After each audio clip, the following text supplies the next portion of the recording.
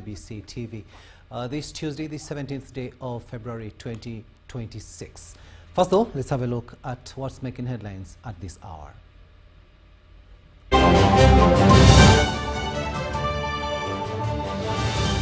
In our top stories tonight, legislators assess the task to revive the glory of Uganda Airlines.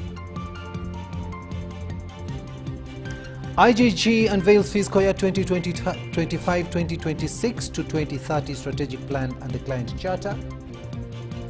Uganda aids the Commission to collaborate with truck drivers to curb HIV/AIDS spread. And in sports, Uganda expresses interest to host 2031 Africa Games.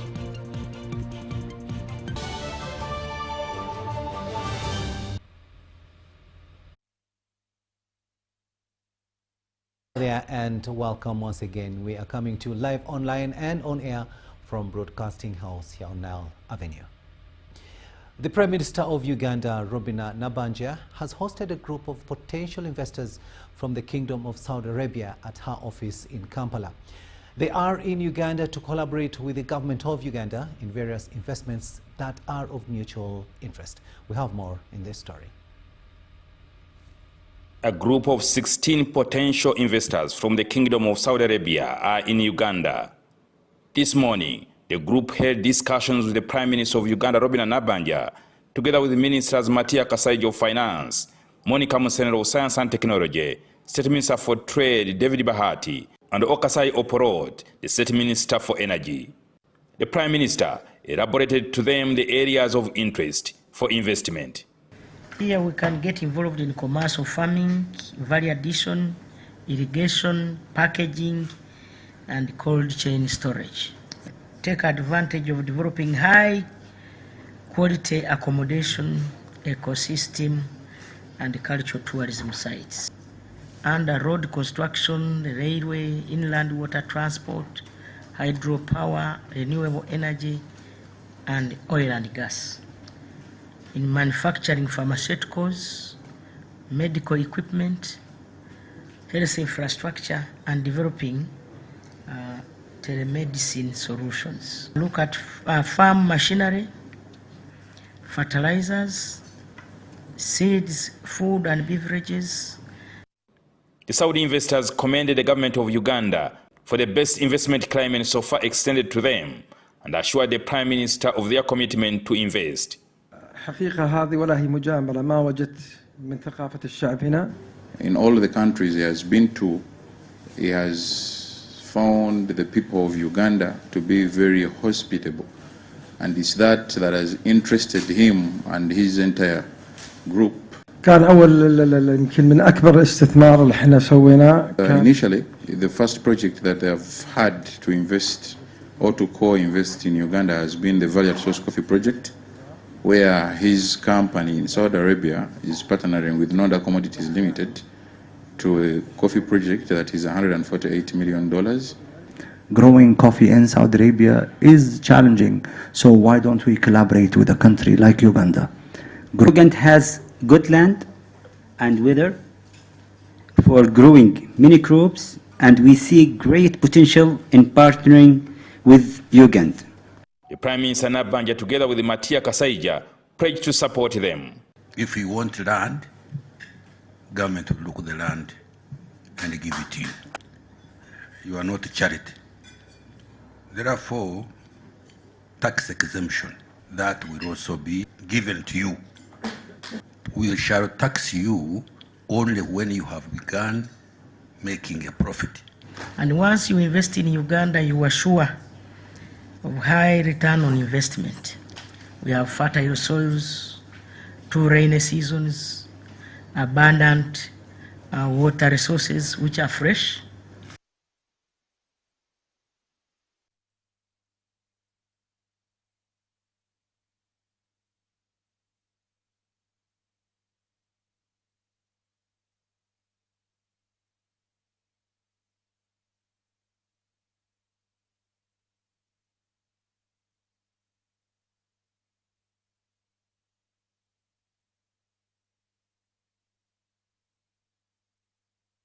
The Inspectorate of Government has unveiled its strategic plan for fiscal year 2025, 2026, 2029 to 2030 alongside the Client Charter and the Human Resource Policy and Procedures Manual 2026. The event attracted senior government officials, development partners and civil society. The strategic plan sets a clear roadmap towards a corruption-free Uganda, aligning with Vision 2040, the 4th National Development Plan and the 10-fold growth strategy. The 3 instruments we are launching today form the core operational framework for the Inspectorate of Government. The strategic plan provides our visionary roadmap for a corruption-free Uganda. The Client Charter publicly commits the Inspectorate of Government to the highest standards of service and accountability. The Human Resource Manual institutionalizes a culture of integrity, fairness, and professionalism within our ranks. Together, the documents signify our renewed resolve to transform the Inspectorate of Government into a more responsive, efficient, and a result-driven institution. The plan shifts the Inspectorate from reactive, complaint-based investigations to intelligence-led and risk-based approaches, leveraging digital systems and artificial intelligence to strengthen enforcement and improve case management. Corruption remains a formidable barrier to Uganda's socio-economic transformation, and I wish therefore to applaud His Excellency the President of Uganda for the unwavering commitment to the fight against this vice. An obligation anchored in the zero tolerance to corruption. And by establishing a robust legal framework, strengthening institutional oversight, and ensuring the consistent financing of accountability agencies, the government has laid a firm foundation for transparency, accountability, and the rule of law. These constitutional safeguards and legislative measures have created the vital enabling environment that allows the Inspectorate of Government and our partner institutions to execute our mandates with both effectiveness and absolute independence. The Client Charter commits the institution to clear standards of timeliness, professionalism and accountability in service delivery. You have an obligation as a client to provide us with your particulars, including the name, telephone number, etc. They help us with the case, especially with evidence gathering. You have an obligation as a client to provide feedback on our decisions, recommendations, and services. You have an obligation to provide evidence that you have exhausted all remedies within the administrative processes of the public institution. You need to see different public institutions have internal grievance handling mechanisms. So please exhaust those ones first before coming to us. Otherwise, you will be overwhelmed with complaints that would ideally be solved at source. Meanwhile, the Human Resource Manual aims to institutionalize integrity, fairness and performance-driven management within the organization. Deputy Head of Public Service, Jen Mwesiga, emphasized that success will not be measured by the documents launched, but by tangible outcomes in the fight against corruption. Implementation must therefore be deliberate, coordinated and results-oriented.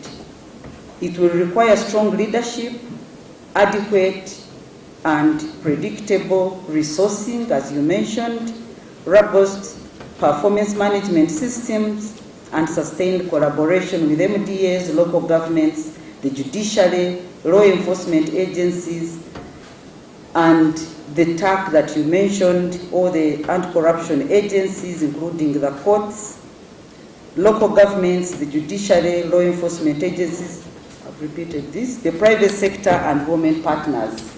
The event was attended by representatives from the Danish Embassy, the European Union, the World Bank, GIZ, the Director of Public Prosecutions, the Auditor General, the State House Anti-Corruption Unit, and the Office of the President. For UBC News, I'm Sudat Kaye.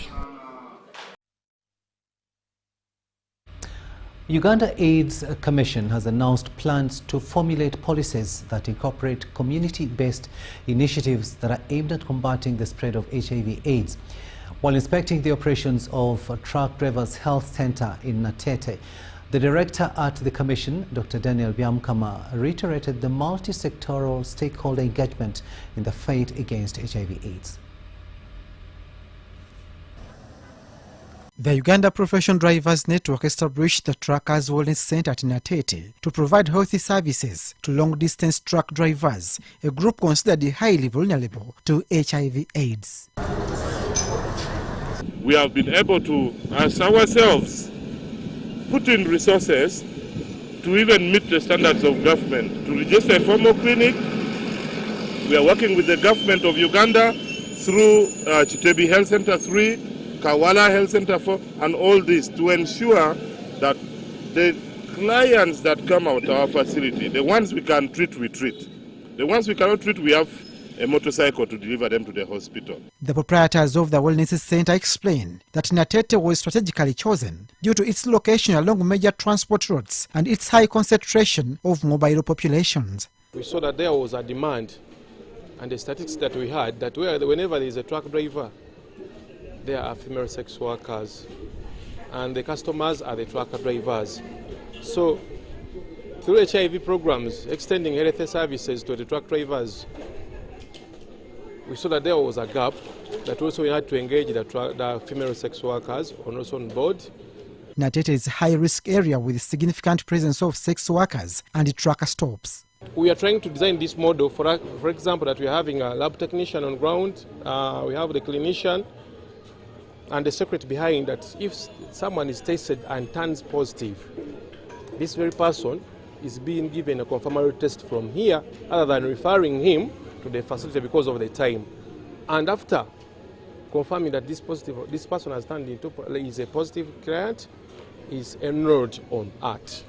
The Drivers Network is seeking partners to expand affordable health services, given the high cost of medical care. There are gaps, and we are calling for those of you watching us out there and seeing us, that we need you to support us, because to serve a community where you're having over 100 people enrolled on PrEP, over 10 new HIV positive cases.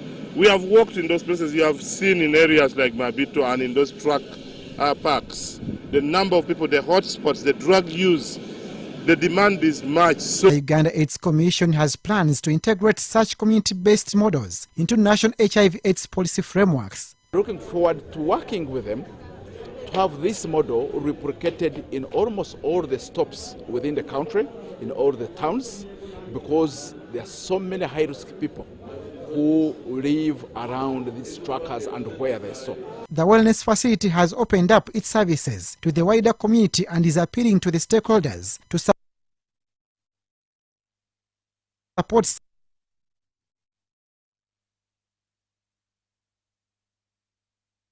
service expansion. We call upon support for areas of medication, for example, because now when we test somebody urinalysis for free and they have STI, and STI is one of the biggest problems in these places.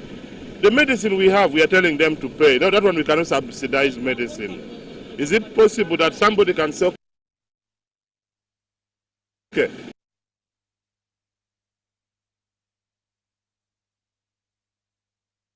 For me, I'm only supporting the STI medication. For me, I'm supporting furniture for that place. For me, I'm supporting computers. For me, I'm supporting health workers who can work in the night. This is the kind of support we are asking, and not necessarily really money. The Uganda Professional Drivers Network also guided development partners on a tour of the Natete locality to highlight the scale of the challenge and identify areas for intervention. Abdul Nasili Lubwama and Regan Ahumza for UBC. Thanks, Lubwama, for that story there, and we do apologize for the glitches that were in that story there. Now, the government of Japan has donated over 2 billion Ugandan shillings to the Ministry of Health and the Uganda Police Fire Prevention and Rescue Services. The Minister of Health Permanent Secretary Dr. Diana Atwine says in the grant, the Ministry of Health will receive 9 second-hand ambulances and 8 second-hand fire trucks to support local communities in 3 cities and 8 districts of the country. This was witnessed at the Embassy of Japan during the signing of a grant contract between the Ambassador of Japan to Uganda, His Excellency Takuya Sasayama, and the PS of the Ministry of Health, Dr. Diana Atwine. The Ambassador of Japan, His Excellency Takuya Sasayama, says the demand for emergency medical transport system and fire response services continue to grow in Uganda, hence the need to address such demands. Tragic hotel fire which occurred in the vicinity of the city. Today, the Ministry of Health and the Uganda Police Force, Directorate of Fire Prevention and Rescue Services, is here to receive the grant that amounts to the total of 584,000 USD or 2 billion Uganda shillings. Through the grassroots recycle project, we have been providing second-hand but top-rated Japanese vehicles such as ambulances and fire trucks to support local communities. The Permanent Secretary, Ministry of Health, Dr. Diana Atwine, commended Japan for always moving an extra mile in supporting government to enhance service delivery. We appreciate the recent support that we have received in Soroti and Ginger, equipment that we have received that is worth $6 million US. And not only that, you have been supporting us even in the previous years to renovate. I know that in the last 3-4 years you supported us to renovate Arua, Lira and Gulu.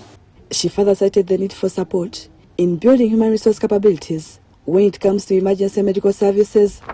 It's like the saying in our culture that it's better to teach someone to fish than to give someone fish. We believe that if we continue to strengthen our human resource, we'll be able to make a lot of, to maximize and optimize the equipment that we get from you. Commissioner Fire and Disaster at the Directorate of Fire and Rescue Services, Hassan Chihanda, represented the Director of Fire Prevention and Rescue Services. This is yet another monumental gesture of commitment by the people of Japan towards supporting economic, social transformation in Uganda, and for this we are very grateful. The over 2 billion Ugandan shillings grant for strengthening the emergency and disaster prevention systems in Uganda is under the grant assistance for grassroots recycle projects by the government of Japan. Rebecca Natongo, Kenneth Tanaba for UBC News. To the August House now, where members of Parliament have expressed mixed reactions to the directive by President Yoweri Museveni to appoint Girma Wake, consultant to rectify issues at Uganda Airlines. In his letter dated 13 February 2026, the President directed Ministry of Works and Transport to allow Ethiopian Girma serve as the acting CEO, replacing Jennifer Bamturaki. Now, this comes after several reports of mismanagement of the national carrier. The letter dated 13th February 2026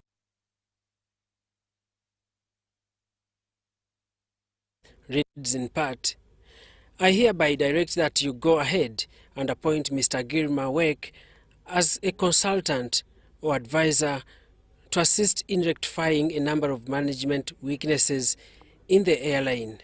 In addition, he is to serve as acting CEO until we appoint a new CEO by July 2026, as I had agreed with Ramadan. Mr. Girma Wake will work hand in hand with the board until a substantive chief executive officer is appointed. The letter and President Yoweri Museveni decision follows several reports of mismanagement of the national carrier. President Museveni further asked that Jennifer Bamturachi, the current CEO, steps aside, citing management weaknesses. It has come late, but as the English adage says, better late than never. So we look forward to a total revamping of this airline, because this airline is a real asset of this country. All of us must understand why we are reviving and starting this airline. In the Middle East, in the Gulf, the airline is part of their luxury. They want to bring more traffic in their country. And the target, therefore, if you're going to run Emirates or Qatar, will be how many passengers do you bring in our country, either as traders or as tourists. And that's why the services they offer, very luxurious. It is not yet disclosed as to the particulars of the management weaknesses as cited by the President. However, the recent Auditor General's report for the year ending 2025 cites that the airline recorded a net loss of Uganda shillings 230.816 billion in financial year 2024-2025. But did we know how much loss we are going to make before starting the airline and before appointing Bamturaki? Did we know? Did anyone ever tell Uganda that this will be a loss-making company? This is taxpayers' money spent on an airline that doesn't make profits and that doesn't progress. If we repeat the same story, we shall continue making losses, huge losses in the billions of money or at the expense of a taxpayer. And Ugandan taxpayers also need accountability. The Auditor General states that the aviation fuel was uplifted and payments amounting to US$ 17,388,560 were made without a valid fuel supply contract. As far as I know, during that period, such issues remain vivid to the legislators. In 2022, the Committee on Commissions, Statutory Authorities and State Enterprises, COSASE, led by the then chairperson Joel Senyonyi, dwelled into some of the matters arising from the mismanagement of the airline. UBC reached out on phone to Joel Senyonyi. Again, as I keep saying, I'm glad we were vindicated, because people kept saying, Joel, you are against Uganda Airlines or against the CEO. I said, look, I'm against corruption, misappropriation of funds. Those are the issues that need to be addressed. Yeah. And we indicted the CEO in our report and pointed out many other issues in our report when I was chairing COSASE, but obviously it was not given space. The MPs agree with the need to enhance operations of the national carrier. Also, when somebody is appointed by the head of state individually, how will the board hold that person accountable? Because he will say, look, you're not the ones who appointed me, so they can't hold him accountable. That's the challenge that we do have. The President's guidance puts a deadline on the transition period to July 2026 as to when the new CEO could be appointed. Daniel Mugoya, Gloria Gwitabinji, UBC News. And we do hope that sanity will now prevail at Uganda Airlines, and it will also start making some money for the country. Now, the Minister of State for Trade, Industry and Cooperatives, General Wilson Mbasu Mbadi, has overturned the earlier directive by Internal Affairs Minister General Kahinda Otafire, ordering the immediate reinstatement of farmers' weighbridges in Masindi district. The development follows weeks of tension after a controversial order reportedly sought the uprooting of privately established farmers' weighbridges, a move that triggered outrage among auto growers. Complaints of sugarcane theft from the very many farmers in Masindi district, and they have been tracing the theft of their sugarcane to weighbridges, and they have persistently filed complaints to both the local authorities and police that the people trading sugarcane at these weighbridges, some of them end up stealing our cane and selling it on these points.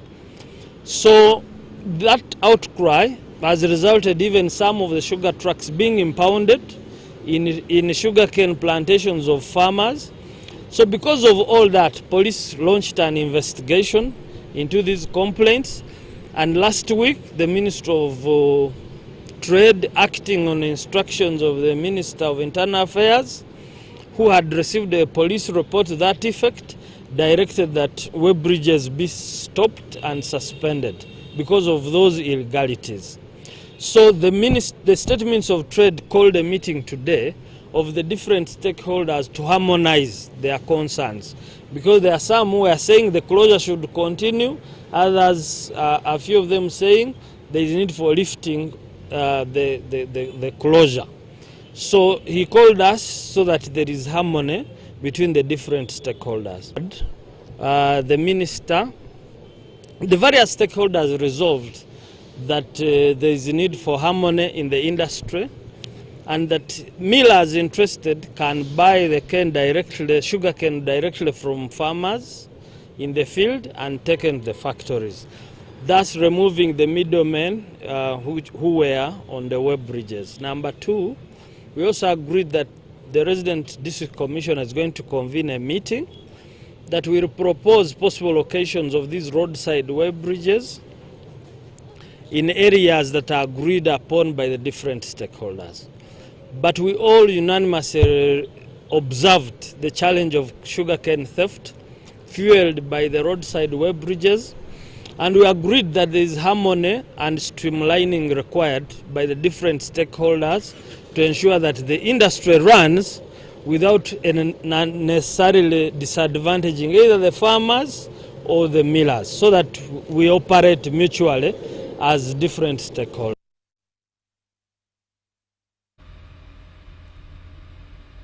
Sugarcane growers issues there. Now we'll take a short break, but we'll be returning with much more. Do stay with us.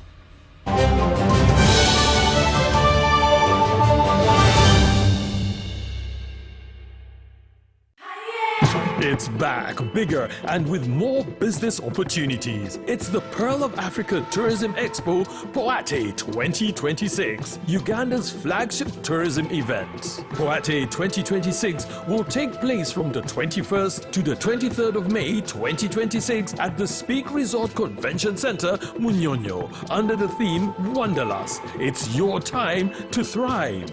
Yes, it's your time to tap into Uganda's renewed optimism and tourism growth. Tourism stakeholders, travel trade partners, and tourism enthusiasts will be part of the Poate 2026. Come and network with like-minded people and unlock new business opportunities. To participate, register at www.poate.co.ug.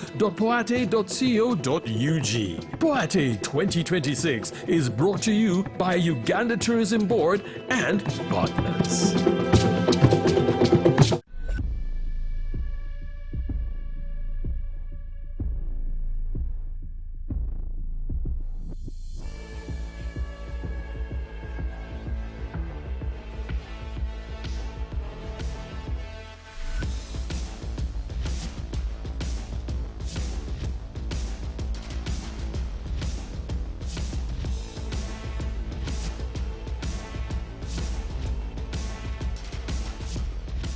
So, Muchara.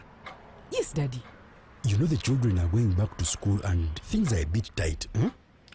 For now, why don't you take half of the fees to junior school, and for the school van contribution, we shall pay later. Huh? Daddy, why don't we pay using MTN Momo, where we stand a chance of winning school fees for a whole year and more? By the way, you can also apply for a school fees loan, and also participating schools can win a school van. That's right! Win school fees for a whole year and more. Get Momo goodies and a school van for participating schools. You can also apply for a school fees loan. Simply dial *165*80# or use the Momo app.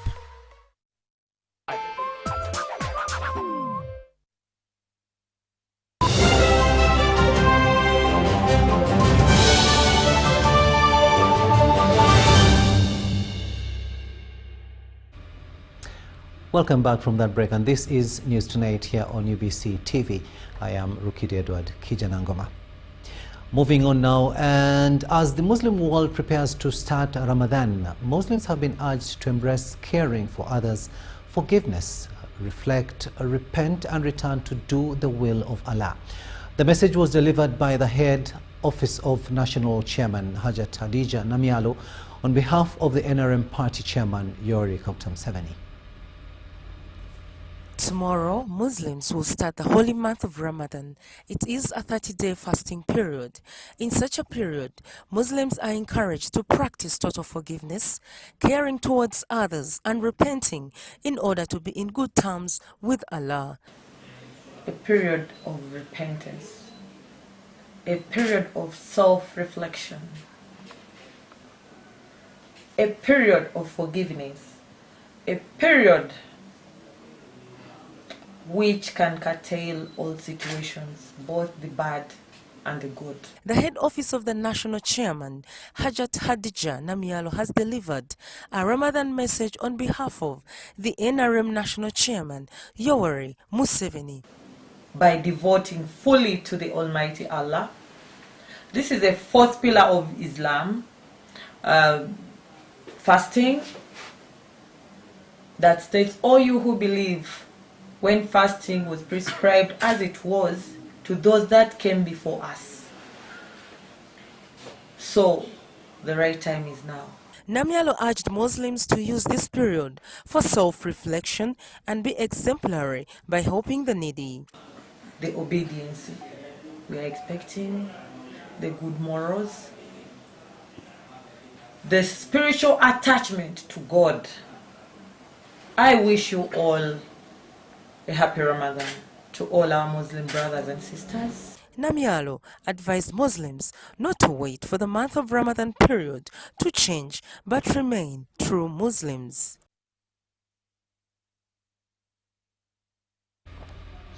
Let's go to Karamojong region now, where leaders and security officers in Karamojong say they are challenged by armed warriors who voluntarily surrender one firearm, yet they acquire more than one. During a regional meeting for Africa Union Amnesty Month on voluntary surrender and collection of illicit weapons held in Moroto district, it was observed that after getting amnesty, they go back and terrorize communities.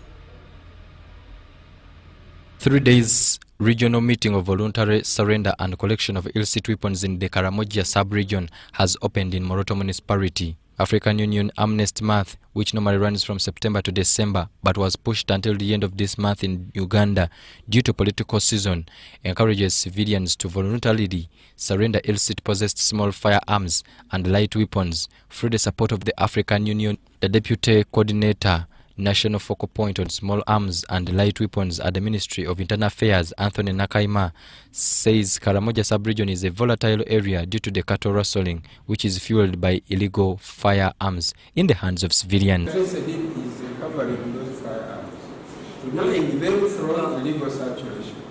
Kotido Residents District Commissioner Chelsea Chogo says guns that have been surrendered are due to amnesty extended to armed Karamojong warriors. It works.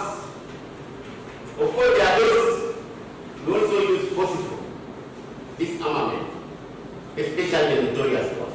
His Excellency, President General Kabuta Museveni, for that amnesty, he offered the Karamojong to surrender the guns. My office has been receiving guns from the Karatuna, from the warriors, peacefully. Meanwhile, reformed warriors are enrolled in 2 government programs like Parish Development Model for Sustainable Development. Security officers in Karamojong say they are challenged by the armed warriors who surrendered one gun out of the many they hold. And they ask him, he said, but hand over the weapon. And if the neighbor would have also known that he has handed over the weapon. But he has another firearm. 3 months later down the road, you will arrest him while raiding animals somewhere. Or you get to hear that he has been involved in a road ambush somewhere. He was a very notorious warrior. But one day he came with 5 boys with their guns to my office. We received him. We even enrolled him to benefit from PDM. But the man again is taken back to them. This now went back and was put out of action. So we need to ensure that trust about the immunity that is promised to the ones who return the guns voluntarily, that in case of anything, they will not be investigated later. Warriors have started rearming despite security effort to restore sanity. Already have intelligence that after elections, intelligence informing us that I think a few individuals are rearming. Our ears are on the ground so that we have sustainable peace. Security officials were concerned on failure of the neighboring countries of Kenya and South Sudan, who has failed to disarm their people. Which our counterparts are not doing. Do we have any programs or meetings where we can synchronize our program? The greatest challenge, we are advocating for it, but it's one of the challenges as we have put it. During the Africa Amnesty Month activities are public awareness, campaigns, establishment of weapon collection points and destruction of collected weapons. Targeted groups are armed Karamojong warriors and non-state actors holding illegal weapons. In the disarmament of Mackay Memorial College in Natete has launched a 1 billion shillings fundraising drive to undertake construction of the second phase of a multi-storied building as enrollment and universal secondary education increases. The head teacher, Jane Namiro, told the media that the strategy will address the growing shortage of teaching facilities. Namiro credited the achievement to government support through professional staffing and the competence-based curriculum. We have more in this story. Mackay Memorial College is a universal secondary school having a sizable enrollment with shortage. You look at the infrastructure. The facilities are not enough. The school administration and the Alumni Association has launched a fundraising drive to raise over 1 million shillings to construct a multi-purpose storage building. We are constructing what you have called the multi-pities are not enough. The school administration and the Alumni Association has launched a fundraising drive to raise over 1 million shillings to construct a multi-purpose storage building. We are constructing what you have called the multi-purpose building, and it is entirely on the purpose building, and it is entirely on the shoulders of the parents, because they're struggling to see that they build Mackay, they build classrooms so that their children sit in decent classrooms. The administration remains optimistic after impressive academic results. Out of the 327 candidates who sat the 2025 Uganda Certificate of Education exams, all passed in result 1. The competency-based curriculum has been a game changer. But I want to assure you that government schools can perform very well because we received the qualified teachers. So happy and thankful to God that our last year candidates performed very well. We find this a very big achievement. We don't want to compare ourselves with any other person, but depending on the kind of learners and the clients that we have, this was really good for us. All of them are going to attain certificates confirming that they have finished the 4-year course of O-level. The school's success is due to the cooperation among teachers, students and parents. With her limited income, she was able to squeeze and have extra instructional materials, including textbooks, bought for these learners. She was also able to employ some of the staff that are not given by government, including teachers, from her limited resource envelope. All these and other activities that were financed were factors behind this success. However, rising enrollment at Mackay Natete is prompting urgent calls to stakeholders to invest in additional facilities to sustain quality learning.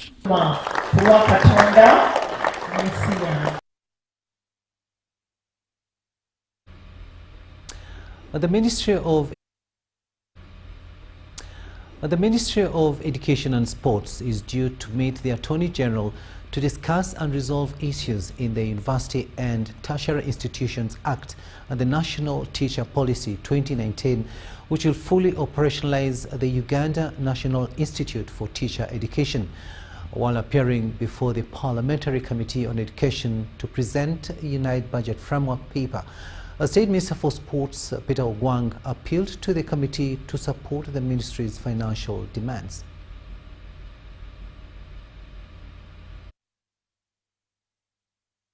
Minister of Education and Sports, led by the State Minister for Education, Peter Ogwang, and the Permanent Secretary, addressed to the agenda, and officials from Uganda National Institute for Teacher Education, UNITE, to present the budget framework paper for UNITE for 2026-27 before the Parliamentary Committee of Education. UNITE is a subvention under the Ministry of Education and Sports and expects to get 23.9 billion shillings financial year 2026-27. While presenting UNITE budget framework paper in the committee, the Vice-Chancellor, Betty Ezati, said they have a funding gap of 79.8 billion shillings. Number one is recruiting additional 410 staff so that we can have a staffing ratio of 50%, is where we'll then require 35 billion. She told the committee that takeover of primary teaching colleges has not taken root because of the policy framework, emphasizing that the statutory instrument does not talk about PTCs but NTCs. UNITE has enrolled 1,383 students. This information of UNITE failing to take over PTCs attracted debate from members of parliament who asked what happened to the decision of repurposing PTCs. Of the NTCs. And so UNITE has taken over fully the NTCs, but the PTCs are offering UNITE programs, and there are a total of 3,657 students. I keep hearing some universities taking over some PTCs. MP Itungo Nathan quoted the statement from the Minister on policy standards and guidelines, but asked the phase of implementation of UNITE. The chairperson of the committee, James Kweketeria, said the catchment area for UNITE are PTCs. However, they are disengaging from them. But due to some gaps in the existing policy frameworks, this instrument, this is where the problem is. You're all hiding under the instrument, say the instrument is silent, the instrument is this. This is your instrument. What is the roadmap for them? Because UNITE has clearly said they are only concerned with the former NTCs. And for in the meantime, out of the 46 PTCs, 23 core PTCs were repurposed from certificate to diploma programs, while others were repurposed for other learning activities. 23 were supposed to be repurposed in doing something else, but stop training teachers. We moved in different areas, and I know some of you participated in the communities around the college, because we even had MPs to be in that committee, where we were agreeing with the committee what other learning activity should take place in the 23. The commission hiding under communities. Who are these communities? I thought these were institutions of the ministry. But there seems to be a dilemma in the law. When the teacher policy was approved, they went to the National Council for Education to ask if grade 3 is equal to A level, which told them that it is not equal for purposes of academic progression. Next dilemma was, are PTCs degree awarding institutions? The answer was no.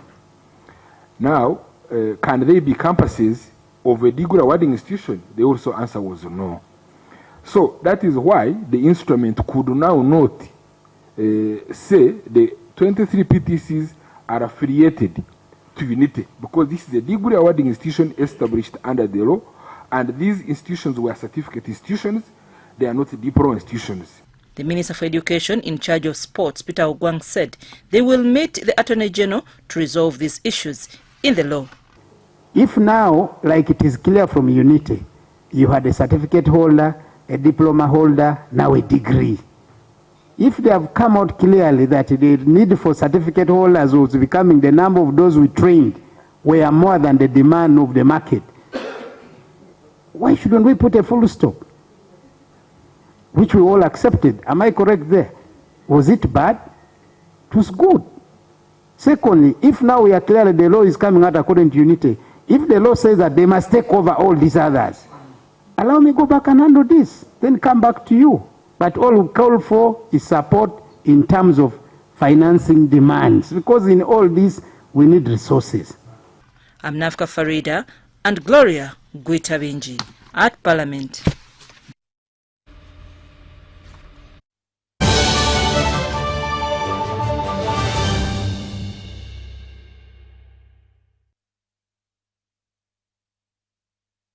So, Muchara. Yes, Daddy.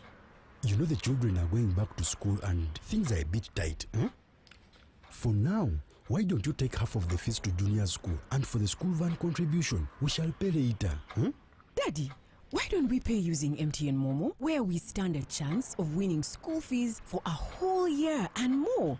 By the way, you can also apply for a school fees loan, and also participating schools can win a school van. That's right! Win school fees for a whole year and more. Get more goodies and a school van for participating schools. You can also apply for a school fees loan. Simply dial *165*80# or use the Momo app.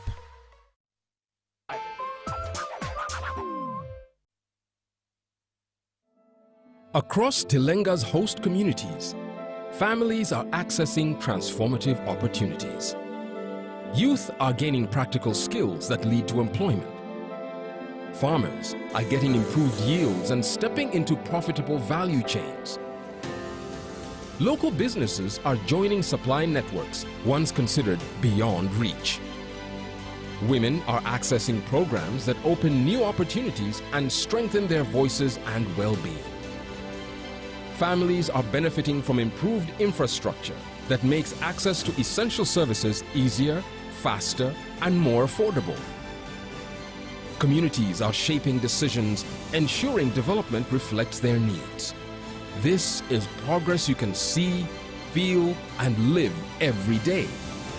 It is real shared value, where communities do not simply live near development, but experience it in their lives. And it's about growing together and building a future rooted in sustainable development.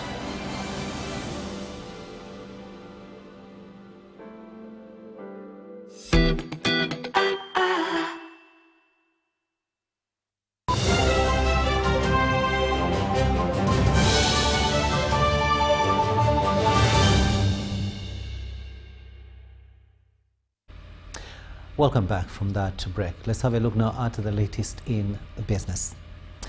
The Ministry of Agriculture, Animal Industry and Fisheries has donated equipment worth millions of shillings to 15 coffee cooperatives in the country. The Assistant Commissioner, Coffee Production, says the equipment will support the digitization and strengthening of the coffee value chain in Uganda. Support 15 pilot cooperatives to be able to An equipment handover by GIZ to support the digitalization and strengthening of the coffee value chain in Uganda is complete. GIZ has handed over 15 laptops, 15 printers and 30 mobile phones to selected coffee cooperatives across the country to facilitate data management, communication and digital record keeping within farmer groups and cooperative structures. The initiative modernizes the sector, improves transparency and enhances compliance with international coffee market standards. Traceability-based services for the application they are going to install for you for free. They are going to give you gadgets for free. So it means for you, your role is just to ensure that your farmers are registered.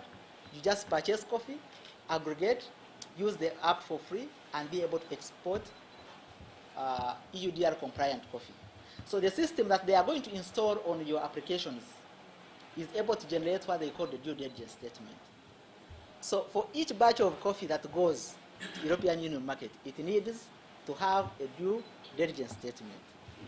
And you cannot get a due diligence statement when you don't have a tablet and the application.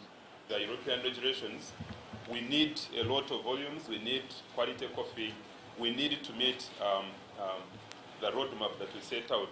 So we are training and we're equipping farmers with required skills to improve their production and productivity. We are mainly working with cooperatives because a cooperative is a lot more organized. If you want to disseminate information, if you want to roll out an application, if you want to sell an idea and use a cooperative, which is organized, it's much easier. So our entry point is the cooperatives. So we are building capacity for cooperatives beyond traceability in governance, but preparing it to be export ready. The equipment will support the rollout and training of farmer-linked traceability app, a digital platform that tracks coffee from the farm to export. The app will also ensure Ugandan's coffee meets global traceability and sustainability requirements. Next would be, of course, to roll out the training.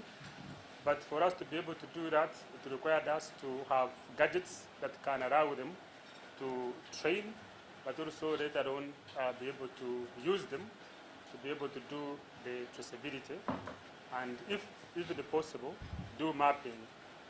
So the support is also intended to strengthen farmers' market access and boost accountability across the value chain. Zahra Abigava, UBC News.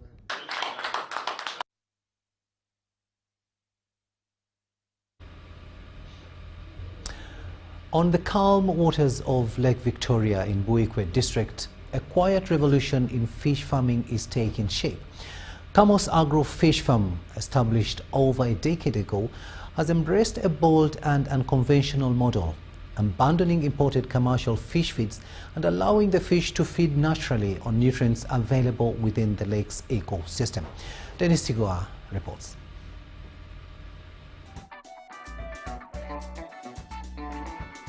Across Uganda, many fish farmers have struggled to stay afloat with challenges on feeding. Industry statistics show a high failure rate in cost of imported fish feeds from countries such as Netherlands, Brazil and Israel. But in Buikwe district, floating cages gently sway on the lake, and inside them, thousands of fish thrive without a single pellet of imported feed, says Oren Alter, a commercial fish farmer. Biggest cost, the biggest expenses, let's say, on this business is feeds. And when we reach to the target of marketing, when we don't have the expenses of feeds, so we can invest in more cages and more ponds for producing fingerling. And we find out that today, basically, our farm is just growing and growing and growing all the time. Together with his business partner, Paul Kajimu, they say the shift has transformed their fortunes. When we change to the new model is where we are going now to see the fish grader. So the fish grading is in the new model. The store there was made to accommodate all the feeds, and we would bring all the bags of feeds onto the lake. So all over the cages we would have bags and bags. Even off the lake, on the shores, we would have bags. Now we no longer have any bags anymore. So the environment is very clean, free of the bags, and we are moving very well. A key investment supporting this new model is a modern fish grader installed directly on the lake, helping them to sort fish efficiently and maintain quality standards. What we're doing here, we're making grading for fish of 1 year, which it's the second grading. From here, the big one, they are going to the market. The small one will continue to grow for another 3 months, and they will go to the market as well. What started as an experiment is now a fast-growing enterprise. The farm is expanding exponentially with a target of at least 1,000 cages in the near future, some privately owned and others operated by investors under an outgrow arrangement. As we speak today, we have like 10% of the cages here, almost 20 cages is run by the outgrowers. We give them all the materials, we give them all the fingerlings, we do make the monitoring, we do most of the work, even the grading, we do it for them to make sure and to learn that really this is a business. By cutting out imported feeds and harnessing nature, this model could redefine fish farming along Lake Victoria's shores. Dennis Igoa for UBC. Redefining fish farming there in Buikwe district. Thanks so much, Dennis, for that story there. Now, the government of Uganda has partnered with Saudi Arabian investors to establish a coffee processing plant in Luwero district. The Minister for Science, Technology and Innovation, Dr. Monica Musenero, welcomed the capital inflow and reiterated government's commitment to minimizing the export of raw materials. To strengthen Uganda's competitiveness in coffee production on international market, the government is attracting more investors to establish processing plants within the country in a bid to reduce the exportation of unprocessed raw materials. We are therefore deeply honored to welcome the delegation that has come from Saudi Arabia, including investors, government officials, signifying a very, very important step in our strategic cooperation. Uganda is at a critical stage in our transition. The government is focused on value addition aims at improving the balance of trade and protecting local coffee growers from exploitation. Government has welcomed a delegation of Saudi Arabian investors to establish a coffee processing factory in Luwero district. We are going to set up the largest coffee processing factory in Luwero, Kasana, within the East and Central Africa,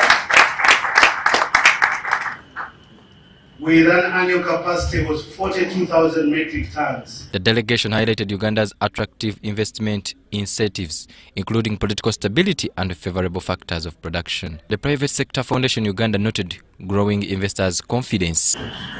Is uniquely positioned at the heart of East Africa, and we have a bigger market in the region, all the way to Central Africa, to the north of Uganda. The coffee processing project is spearheaded by Nonda Commodities in partnership with Saudi investors, with a production capacity of 42,000.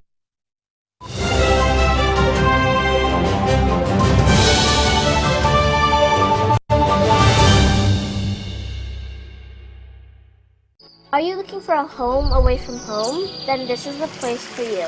My name is Chini Kaji, and welcome to Hotel Le Confidential. With 84 comfortable rooms where you can relax and feel safe. Each room has a lovely view of green vegetation, Wi-Fi, air conditioning, and a tasty breakfast. Children can have fun at our kids' water park and our kids' play area.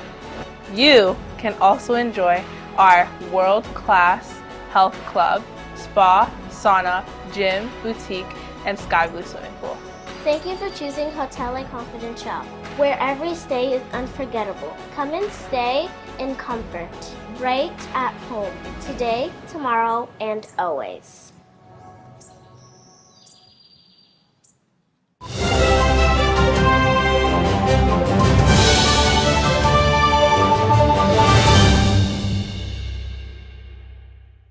Sports news now, and Uganda has officially expressed interest to host the 2031 African Games. This has been evidenced by a visit of African Union officials here to inspect facilities. 4 members from the African Union Sports Council are in Uganda to ascertain if facilities in the nation meet standards to host the 2031 African Games, for which the Pearl of Africa has expressed interest. According to African Union Sports Council, only 2 countries managed to provide what was required in the bid offer, which is being evaluated. That is Nigeria and Uganda. Of course, there were many, but others declined. We also started the lobbying early. There were a number of countries. Libya wanted to be there. DR Congo wanted to host, and many others. We persuaded them. So that when we are 2, you know now your percentage of going through is high. We are also talking to Nigeria because they have so far hosted 2 African Games, and our region has not. So that is the advantage we have. So we think we may overwhelm them, 1, with the quality of infrastructures and other amenities Uganda government provide, but 2, to justify that they have already been given chance before. So we stand strong to take advantage of the opportunity. The team includes Sid Ahmed Selmi, Penal Vasiza, Dr. Decius Chipande, and Lena Paul Kessi. On the team's first day, they heard from Uganda's bidding committee, especially about the sports and non-sporting facilities that the nation intends to make Africa happy in the Pearl. To put up the bid, we had to look into the different available infrastructure in the country, within Kampala, Hoima and Lira, the hotels, the transport, the security, the medical readiness, and we are happy that we are able to even submit the book, the hard copy. Penina traveled to Ethiopia to submit our book, and the commission promised that they will be in Uganda on 16th to 18th, and here we are today hosting them. The inspection has started at Mandela National Stadium, Nambole, where the team visited all areas pertinent for a nation's proper hosting of the games.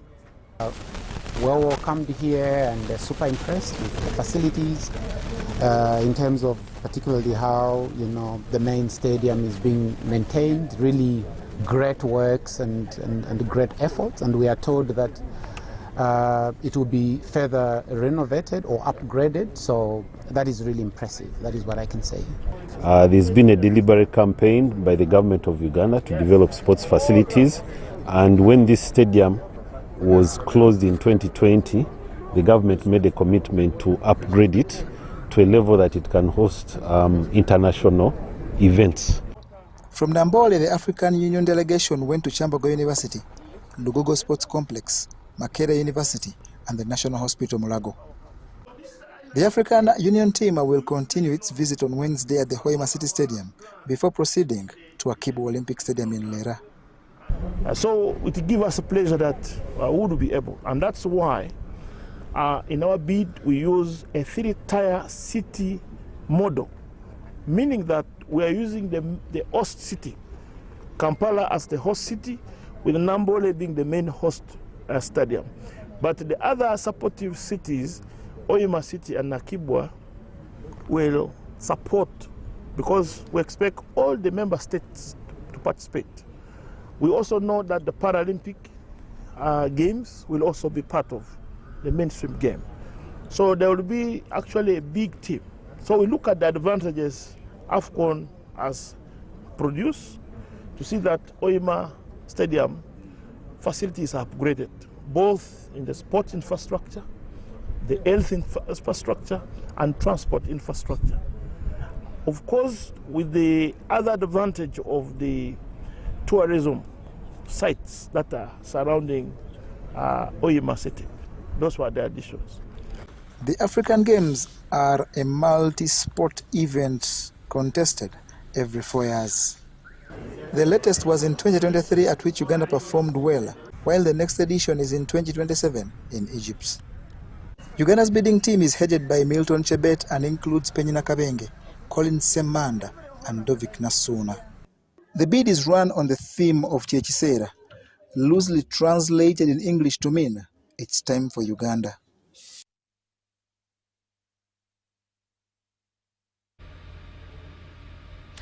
John Barnes Sentamo reporting there, and we do hope that Uganda will definitely win that bid to host the All Africa Games. And that story brings us to the end of this first edition of News Tonight here on UBC TV. Thank you so much for having kept us company. I am Rukidi Kiijjanangoma, wishing you a blessed night.